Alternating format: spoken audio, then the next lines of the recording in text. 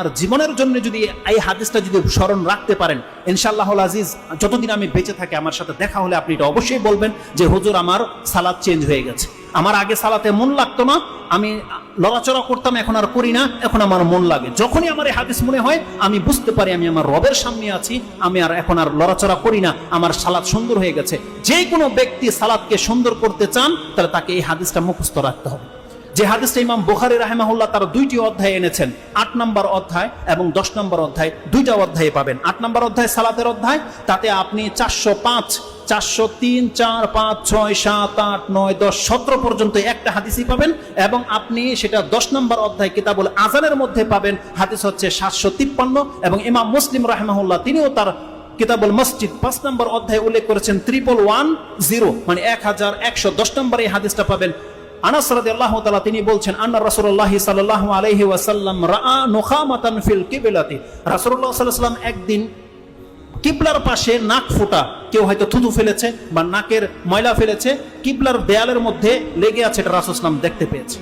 ফাশাক্কা যালিকা আলাইহি হাত্তা রুইয়া ফি ওয়াজহিহি, রাসূলুল্লাহ সাল্লাল্লাহু আলাইহি ওয়াসাল্লাম এতটা বেশি কষ্ট পেয়েছেন যে তার চেহারায় পর্যন্ত সেই কষ্টের ছাপটা ফুটে উঠেছে। ফাকামা, রাসূলুল্লাহ টিকতে পারলেন না, দাঁড়িয়ে গেলেন।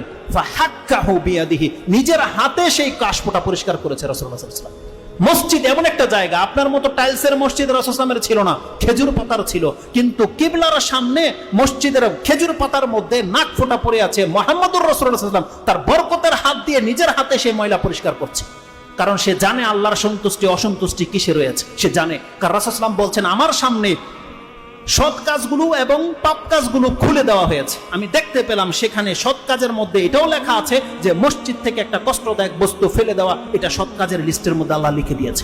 কে করেছে এত বড় পাপ? রাসূলুল্লাহ সাল্লাল্লাহু আলাইহি ওয়াসাল্লাম নিজের হাতে সেটাকে পরিষ্কার করে দিয়েছে। তারপরে যে মূলনীতিটা রাসূলুল্লাহ সাল্লাল্লাহু আলাইহি ওয়াসাল্লাম পেশ করেছে, ইন্না আহাদাকুম ইযা কানা ফিস সালাহ, এটা একটা ভাষা। ইন্না আহাদাকুম ইযা কামা ফিস সালাহ, এটা একটা ভাষা। রাসূলুল্লাহ সাল্লাল্লাহু আলাইহি ওয়াসাল্লাম বলেছেন, যখন কোনো ব্যক্তি তোমাদের মধ্যে নামাজে থাকে অথবা নামাজে দাঁড়ায় যায়, ইন্না আহাদাকুম ইযা কামা ফিস সালাহ ফাইন্নাহু ইউনাজি রাব্বাহ, সে তার রবের সাথে এখন মুনাজাতে লিপ্ত, সে তার রবের সাথে এখন মুনাজাতে লিপ্ত। যতক্ষণ পর্যন্ত সে সালাতে থাকে সে আল্লাহর সাথে কথা বলছে সরাসরি। আর আল্লাহ সুবহানাহু ওয়া তাআলা নবীদের সাথে কথা বলেছে ওহী মারফত। রাসূলুল্লাহ সাল্লাল্লাহু আলাইহি ওয়াসাল্লাম বলছেন, ইউনাজি রাব্বাহ, সে তার রবের সাথে ডাইরেক্ট কথা বলছে, চুপি চুপি কথা বলছে, যেটা আর কেউ জানে না, একমাত্র তার সে জানে, তার রব জানে। রাসূল সাল্লাল্লাহু আলাইহি ওয়াসাল্লাম বলেছে, আও ইন্নাহু বাইনাহু ওয়া বাইনা কিবলাতিহি, রাসূলুল্লাহ সাল্লাল্লাহু আলাইহি ওয়াসাল্লাম বলছেন, কোন ব্যক্তি যখন আল্লাহু আকবার করে দাঁড়িয়ে যায়, তার আর তার কিবলার মাঝে আল্লাহ উপস্থিত থাকে। ইন্নাহু বাইনাহু ওয়া বাইনা কিবলাতিহি, আল্লাহ তার এবং তার কিবলার মাঝে উপস্থিত হয়ে যায়, আল্লাহ বলছেন। আর মুসলিমের যে বর্ণনা বা বুখারীর ওই হাদিসটাতে যেটা 753 তে রয়েছে, রাসূলুল্লাহ সাল্লাল্লাহু আলাইহি ওয়াসাল্লাম বলছেন, ইন্না আহাদাকুম ইযা কানা ফিস সালাহ ফাকিবালা ওয়াজহিহি ফাইন্নাল্লাহা কিবালা ওয়াজহিহি ফাইন্নাল্লাহা কিবালা ওয়াজহিহি, আল্লাহ সুবহানাহু ওয়া তাআলা তার চেহারার সামনে থাকে, এটা বুঝেন। মানে আপনি যখন আল্লাহু আকবার বলেছেন, সেটা হোক সুন্নত নামাজ, নফল নামাজ, ফরজ নামাজ, আপনি যেমনি বলবেন আল্লাহু আকবার, রাসূল বলছে আপনার চেহারাটা তখন সরাসরি আল্লাহর সামনে থাকে। কোন মালিকের সামনে যদি কোনো ব্যক্তি, কোন মালিক যদি দাঁড়িয়ে থাকে, তার গোলাম কি টেরবেটার করতে পারে?